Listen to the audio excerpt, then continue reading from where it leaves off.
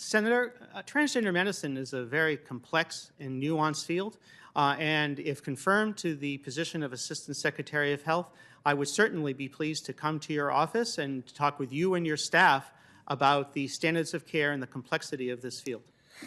Let it go into the record that the witness refused to answer the question. A United States senator asked a direct question about children. The nominee had every opportunity to answer.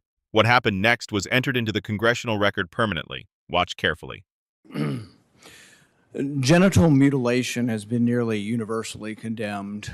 Genital mutilation has been condemned by the WHO, the United Nations Children's Fund, the United Nations Population Fund. According to the WHO, genital mutilation is recognized internationally as a violation of human rights.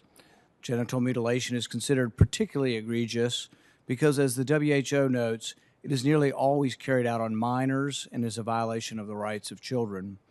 Most genital mutilation is not typically performed by force, but as WHO notes, that by social convention, social norm, the social pressure to conform, to do what others do and have been doing, as well as the need to be accepted socially and the fear of being rejected by the community. American culture is now normalizing the idea that minors can be given hormones to prevent their biological development of their secondary sexual characteristics. Dr. Levine, you have supported both allowing minors to be given hormone blockers to prevent them from going through puberty, as well as surgical destruction of a minor's genitalia. Like surgical mutilation, hormonal interruption of puberty can permanently alter and prevent secondary sexual characteristics. The American College of Pediatricians reports that 80 to 95% of prepubertal children with gender dysphoria will experience resolution by late adolescence if not exposed to medical intervention and social affirmation. Dr. Levine, do you believe that minors are capable of making such a life-changing decision as changing one's sex? Well, Senator, thank you for your interest in this question. Transgender medicine is a very complex and nuanced field with robust research and standards of care that have been developed. And if I am fortunate enough to be confirmed as the Assistant Secretary of Health, I would look forward to working with you and your office and coming to your office and discussing the particulars of the standards of care for transgender medicine. The specific question was about minors. Let's be a little more specific since you evaded the question. Do you support the government intervening to override the parent's consent to give a child puberty blockers, cross-sex hormones, and/or amputation surgery of breasts and genitalia? You have said that you're willing to accelerate the protocols for street kids. I'm alarmed that poor kids with no parents who are homeless and distraught, you would just go through this and allow that to happen to a minor. I would hope that you would have compassion for Kira Bell, who's a 23-year-old girl who was confused with her identity. At 14, she read on the internet about something about transsexual. She thought, well, maybe that's what I am. She ended up getting these puberty blockers, cross-sex hormones. She had her breasts amputated. But here's what ultimately she says now. And this is a very insightful decision from someone who made a mistake but was led to believe this was a good thing by the medical community. I made a brash decision as a teenager, as a lot of teenagers do, trying to find confidence and happiness, except now the rest of my life will be negatively affected, she said, adding that the medicalized gender transitioning was a very temporary, superficial fix for a very complex identity issue. What I'm alarmed at is that you're not willing to say absolutely minors shouldn't be making decisions to amputate their breast or to amputate their genitalia. For most of our history, we believe that minors don't have full rights and that parents need to be involved.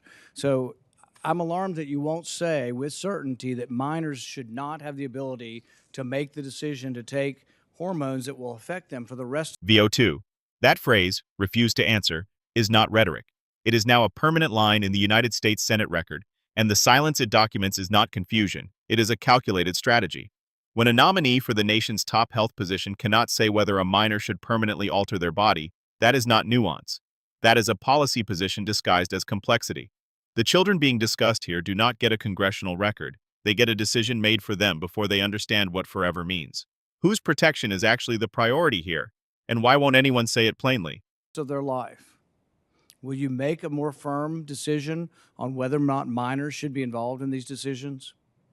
Senator, transgender medicine is a very complex and nuanced field, and if confirmed to the position of Assistant Secretary of Health, I would certainly be pleased to come to your office and talk with you and your staff about the standards of care and the complexity of this field. Let it go into the record that the witness refused to answer the question. The question is a very specific one. Should minors be making these momentous decisions? For most of the history of medicine, we wouldn't let you have a cut sewn up in the ER, but you're willing to let a minor take things that prevent their puberty, and you think they get that back? You give a woman testosterone enough that she grows a beard, you think she's going to go back looking like a woman when you stop the testosterone? You have permanently changed them. Infertility is another problem. None of these drugs have been approved for this. They're all being used off-label. I find it ironic that the left that went nuts over hydroxychloroquine being used possibly for COVID are not alarmed that these hormones are being used off-label. There's no long-term studies. We don't know what happens to them. We do know that there are dozens and dozens of people who've been through this who regret that this happened and a permanent change happened to them. And, if you've ever been around children, 14-year-olds can't make this decision. In the gender dysphoria clinic in England, 10% of the kids are between the ages of 3 and 10. We should be outraged that someone's talking to a 3-year-old about changing their sex. I can't vote for you if you can't. Thank you so much, Senator Paul. Senator Levine, thank you for answering the question. I will turn to Senator Baldwin. The question was never answered, and that silence tells you everything the confirmation hearing was never designed to reveal. What you just watched was not a policy disagreement between two adults. It was a federal nominee, someone being considered to oversee the health of an entire nation, refusing twice on the record in front of the United States Senate to say whether children should be permitted to make permanent, irreversible alterations to their bodies. Not refusing because the question was unfair. Not refusing because the science was unclear. Refusing because answering would cost something politically. That calculation, made in real time, in a congressional hearing room, is the story. Senator Paul's framing was deliberate. He did not open with emotion. He opened with the World Health Organization. He opened with the United Nations. He cited the very international bodies that progressive institutions routinely invoke as moral authority. And he used their own language on genital mutilation to construct the frame. That is not an accident. That is a lawyer's move. You build the walls of the argument using your opponent's bricks. By the time he named Levine directly, the architecture was already in place. But here is what nobody is asking. If the science on this is settled, if the standards of care are robust, peer-reviewed, and beyond reasonable challenge, then why couldn't the answer simply be given? A confident medical position does not require an office visit to explain. Doctors answer hard questions in real time every single day. The evasion was not produced by complexity, it was produced by exposure. Think about what this means if you are a parent watching this hearing. You are not a senator. You do not have staff. You do not have subpoena power or the ability to enter anything into the congressional record.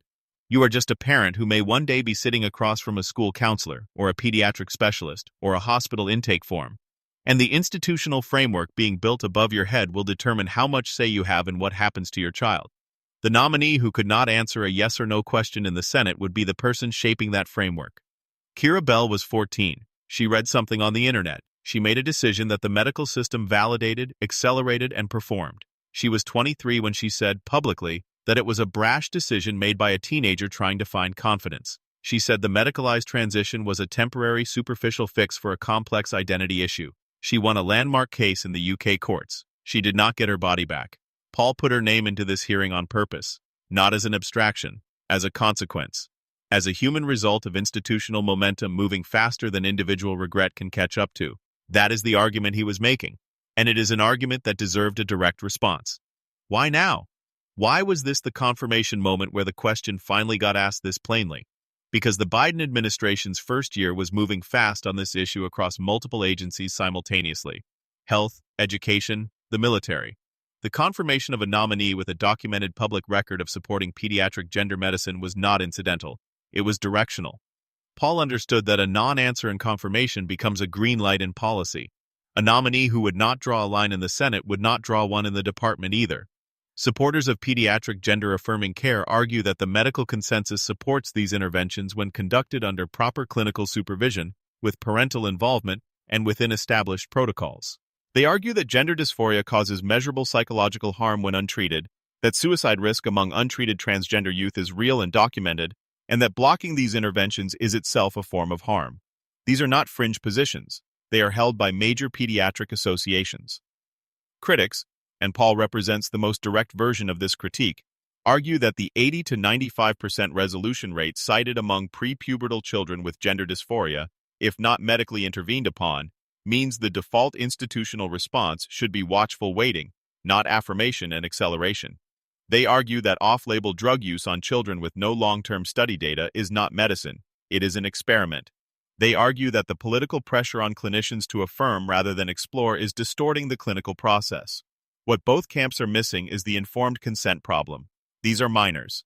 The entire architecture of medical ethics around minors exists because we have collectively decided, across centuries of legal and moral development, that children cannot fully consent to permanent consequences. We do not let a 14-year-old sign a contract. We do not let a 14-year-old join the military. We do not let a 14-year-old get a tattoo in most jurisdictions. The question is not whether gender dysphoria is real. It is. The question is whether a minor experiencing it has the developmental capacity to authorize an intervention whose consequences they will carry for 60 more years of life. That question was asked directly. It was not answered. If you are finding this level of analysis somewhere else right now, the kind that does not tell you what to think but forces you to think harder, you already know what to do. There is a pattern in confirmation hearings where the most important exchanges are also the ones least covered by mainstream outlets. The procedural language, the redirect to office visits, the invocation of complexity as a shield, these are techniques. They work because most viewers never see the raw footage. They see the summary. They see the approved narrative. What Paul forced into the congressional record is not a summary. It is a verbatim refusal, preserved permanently, attached to the name of someone who was subsequently confirmed and placed in charge of national health policy. The nominee was confirmed. The question was never answered. And the children who will one day be affected by the policies shaped in that department were not in the room. They were not old enough to be. That story is not finished. It is, in the most literal sense, still being written. In clinics, in courtrooms, in the testimonies of people who were 14 once and are now adults trying to explain what they wish someone had said out loud before it was too late. Subscribe. Share this if you think the question deserved an answer. Drop your take in the comments, because this conversation is not happening enough in the open, and it should be.